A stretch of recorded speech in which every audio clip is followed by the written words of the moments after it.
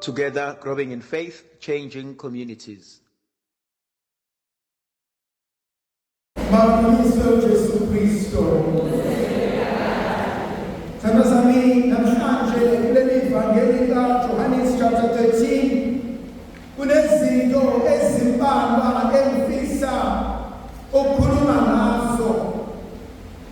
Uthi obhala kahle leli vangeli uJesu wayehleli etafuleni edla nabafundi bakhe. Kodwa behlele etafuleni edla nabafundi bakhe ebese ebakhiphela ingonyoluka, ebese ebakhiphela into emkhathazayo enhlizweni athi omunye wenu uzombulala. Omunye wenu ufuna ukuphila kwami, omunye wenu ufuna ukungibona sengishonile. uJesu meyisho lento ebese uyashintsha umoya endlini. uJesu meyisho lento ebese ziyashintsha nenhliziyo zabafundi bakhe ahleli nabo. Mhlawumbe isifundo sami sokuqala sithi ake uqaphele mlomo wami ukuthi ukhulumani, ngoba ithandwa zami uma izwi selike laphuma ey'ndebeni zomlomo wami angikwazi ukukontrola ukuthi lizofika kanjani komunye umuntu. Khona uhlobo lwabantu bahlukile emhlabeni. Khona abantu abakhuluma bangabi nandaba. Khona abanye abantu abakhuluma ngenhliziyo. Khona abanye abantu abathatha iy'nqumo ngenxa yokudinwa. Khona omunye umuntu othi noma ngingathini vele ngeke angishaye, noma ngingathini vele ngizobe sengishilo.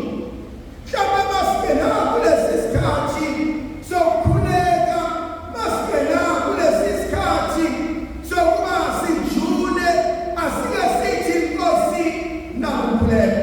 Nqanda ulimi lwami. Nkosi ngifundise ukukhuluma. Nkosi ngisize ngingakhulumi noma ikanjani. These three are powerful prayers.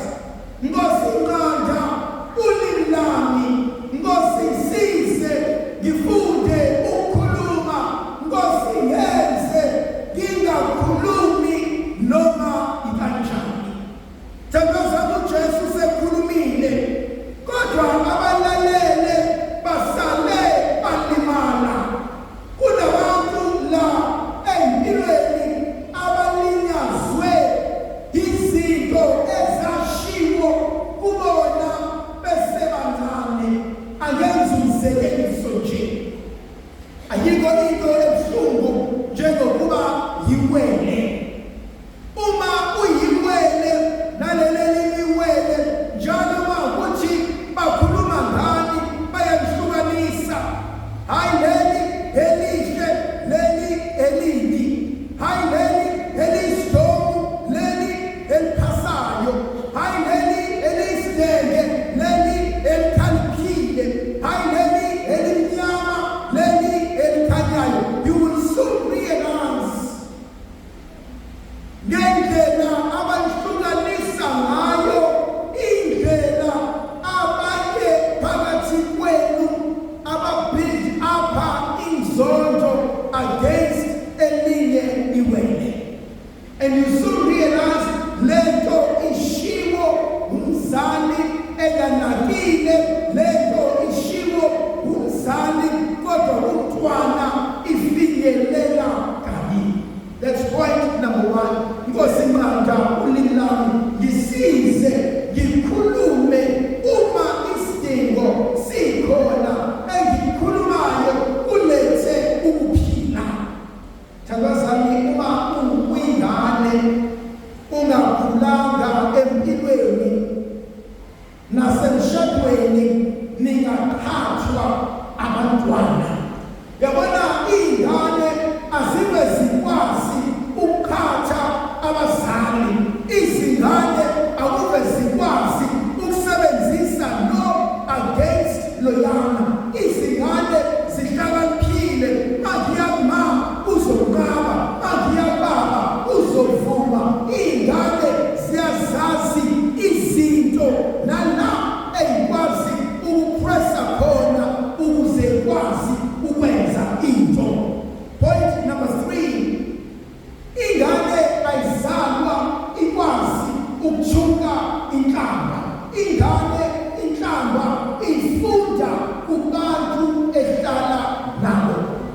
Inesimanje singane ikwazi ukufunda inhlamba kubangani bayo, ifunda inhlamba emndenini, ifunda inhlamba esikoleni, ifunda inhlamba nasesontweni.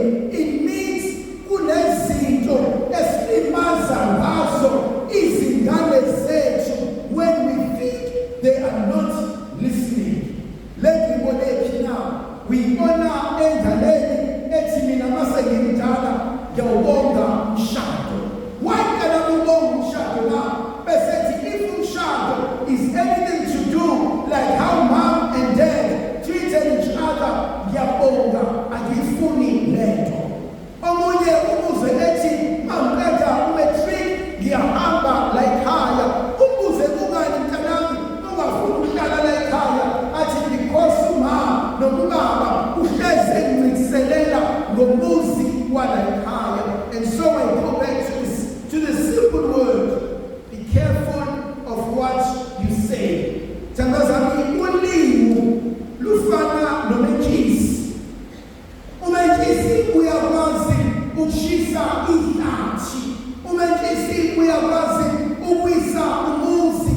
Umethisi uyakwazi ukuqeda ngemoto. Kanjalo nolimi liyakwazi ukudestroya impilo yomunye umuntu. Elingiphuze mfuna ukuyalona angithinta ngalo uJohannes. Uthi uJesu esahleli ebese beyabuza, ebese uJesu nginikeze lesinkwa uyena ozombulala. Yangithinta le ndaba ukuthi uyaqophoza maqedana nikeze uJudasi, and then uJudasi akonfirme ukuthi yebo uSathane uzomsebenzisa, yebo uSathane useyizuzile impilo yakhe, yebo uSathane uzokwenza konke ngaye. Kunento engithusayo lalela, ungamvumeli uSathane akusebenzise to destroy impilo yomuntu. Ungamvumeli uSathane akusebenzise na uSathane yengafike emnyama eneyimpondo. uSathane uzofika ngomona. uSathane uzofika ngenzondo. uSathane uzofika ngolaka ongenasidingo. uSathane uzofika athi lona ungijwayela kabi. uSathane uzofika athi lona uyayitshela ngami. uSathane uzofika athi ngifuna ukubakhombisa osifanele. Thandazami, ungivumeli uSathane asebenzise ukudestroy impilo yomunye umuntu, because mase kusebenzisile uSathane uzolahlisa okwenyoko yenyathi. uSathane akanawo umngane. uSathane akasoze aba nomngane. uSathane unabantu abayuzayo, beqeda ubayuza ebese ehlekisa ngabo. uSathane akasoze akuthanda. Elingiphuze mfuna ukuyalona, uthi uJudas esedlile ebese ekhophala kahle evangelini kwase kuba mnyama. Kuthi mase kumnyama ebese uJesu esukuma ethi mawubongwe udunyiswe wena Nkosi. Funa ukuthini? Khona isikhathi esofika la kumnyama khona. Khona isikhathi esofika la izinto zingenzeki according to plans. Khona isikhathi esofika la uyitshela khona mase ngidala ngizoba nokuthi. Khona isikhathi esofika when you compare yourself to your friends. Khona isikhathi esofika when you compare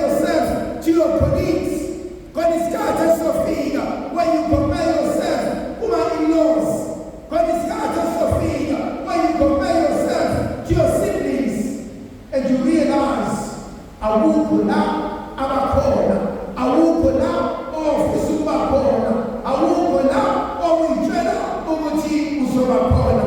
And so when darkness comes, when failure comes, when rejection comes, when pain comes, the only thing mina nawe ekumele siyenze dumisa uNkulunkulu noma umnyama, dumisa uNkulunkulu noma unzima, dumisa uNkulunkulu kanye nenyembezi, dumisa uNkulunkulu until uNkulunkulu ayizwe indumiso yomlomo wakho ebese ekunikeza okuswele inhliziyo yakho.